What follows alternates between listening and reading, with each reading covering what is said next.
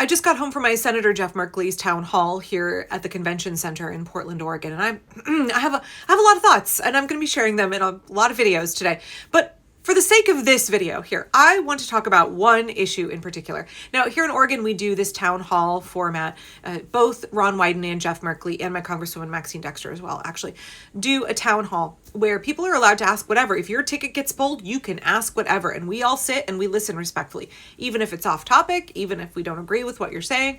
And then the elected representative answers your question, hopefully comprehensively and thoughtfully. Sometimes it's a little bit political speech and they just talk around it. But Jeff, I think, is pretty good at answering far more directly than Ron Wyden. I'm a huge fan of Jeff. I make no secret of the fact that I think Jeff Merkley is one of the most important people in terms of representing American democracy and Oregonians. But I think he's one of the most important voices for justice and the rule of law that we have in the Senate. I don't fangirl over politicians, but if I had to pick one that I might fangirl over, it might be Jeff. Doesn't mean I'm not going to criticize him right now. I'm going to criticize him right now. So I didn't get my ticket pulled today, which, that's okay. But I always prep at least one question, sometimes two or three, in case my ticket does get pulled and I can stand up and ask.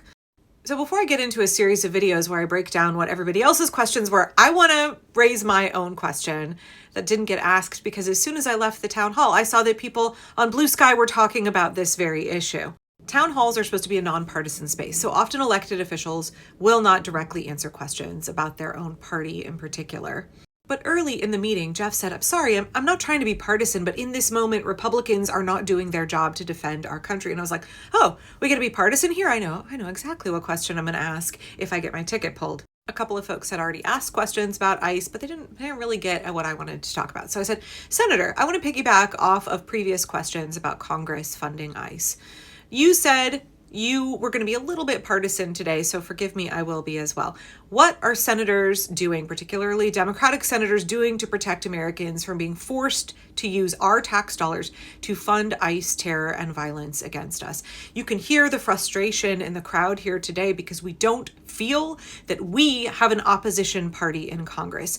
Chuck Schumer continues to dodge questions about defunding ICE or any obstructive measure to prevent this upcoming bump in funding to ICE. Some Senate Democrats continue to prioritize their stock portfolios and corporate interest above our rights and lives. We lack leadership in the Democratic Party, particularly in the Senate. Your party leadership is failing us and failing to meet the moment. If there is insufficient and incapable leadership, what are you, Jeff, as our senator, doing to secure leadership that is equipped to meet this moment and defend our safety and our rights? Are you all, Democrats in the Senate, prepared to use your 60-vote margin in the upcoming funding package to block ICE funding while they continue to wage war on us and violate our constitutional rights? So I'm on the Max on the way home from the convention center, and I'm scrolling Blue Sky, and I saw this post. Senate Democrats are reportedly offering ICE funding increases in exchange for body cams and de-escalation training for agents. Are you fucking kidding me? Body cams can be turned off. De-escalation training can be ignored. Unclear if no masks are requiring ID badges or no immunity is on the table in order to pass this funding package. I'm sure this god-awful idea originates with Alyssa Slotkin and probably Chuck Schumer. Once again, a complete failure to meet the moment, a complete failure of leadership from Senate Democrats. Two things there. Jonathan Ross was literally filming himself murdering Renee Good. You think that more cameras are going to keep us safe? You think more cameras are going to protect us from ICE violating our bodies and our rights? Are you kidding me? Likewise, de-escalation training, they hired Enrique Tarrio. They're hiring Proud Boys and Oath Keepers, as many as they possibly can. These are men who hate women. These are men who hate people who don't look like them. They hate immigrants. These are men who are itching to flarp. They are itching to enact violence against other people and get away with it. Not everybody in ICE, right? I understand some people are just greedy fucks who took the money, right? Today, Jeff Merkley said the signing bonus has been up to $70,000 from $50,000.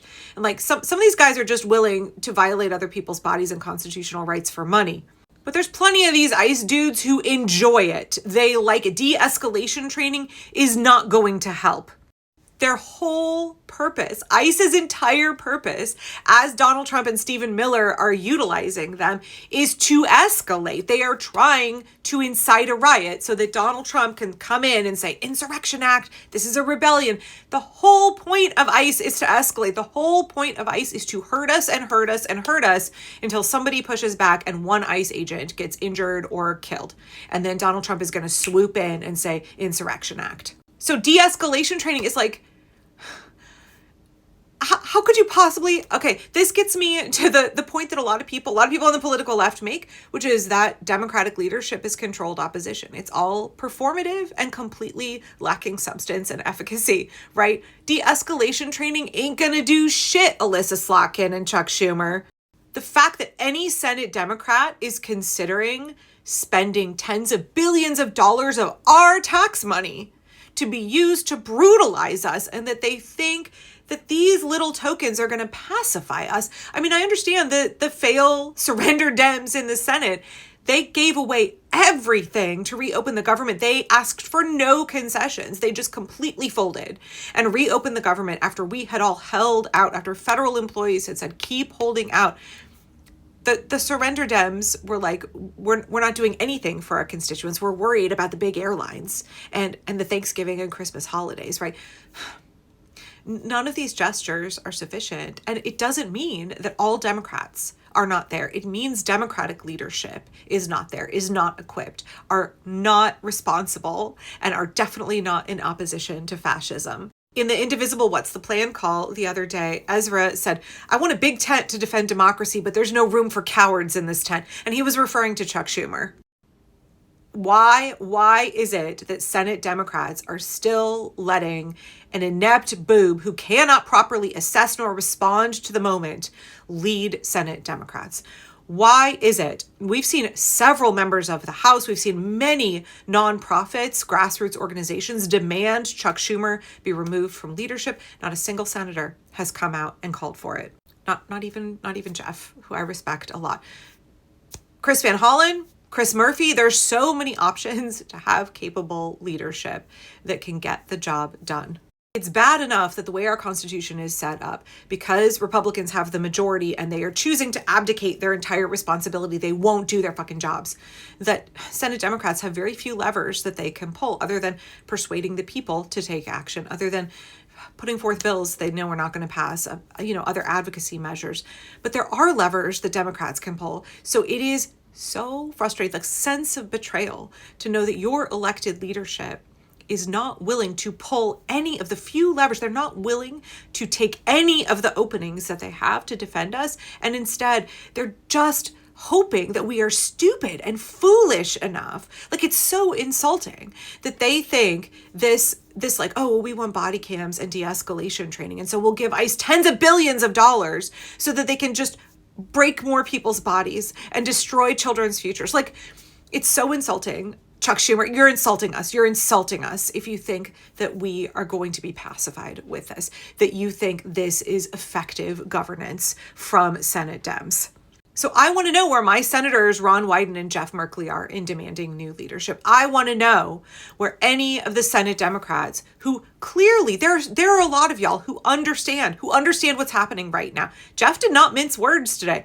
How can you all appropriately assess the moment and want to stop this and still allow someone in leadership who is a coward and a hindrance? People got real mad in this town hall today, and I really think that their frustration and their anger is righteous because we don't have a functional, cohesive opposition party in government. We have Jeff here, we have Chris Murphy here, we have Chris Van Hollen here. We don't have a cohesive leadership that is equipped to meet the moment. We have leadership that has failed the people over and over again. And they'll go down in history as having done such. I don't think that Congress can save us, but we need to have more allies in government. I still think it's worth it to call your senators every single day and demand that they call for a new vote for Senate leadership and they put up somebody else who can get the job done, because Chuck, he needs to be put out to pasture. He's still operating like it's 1974. Senate Dems need to fall in line with the House Progressive Caucus and not vote to fund ICE, while they are a lawless, out-of-control paramilitary force in this country.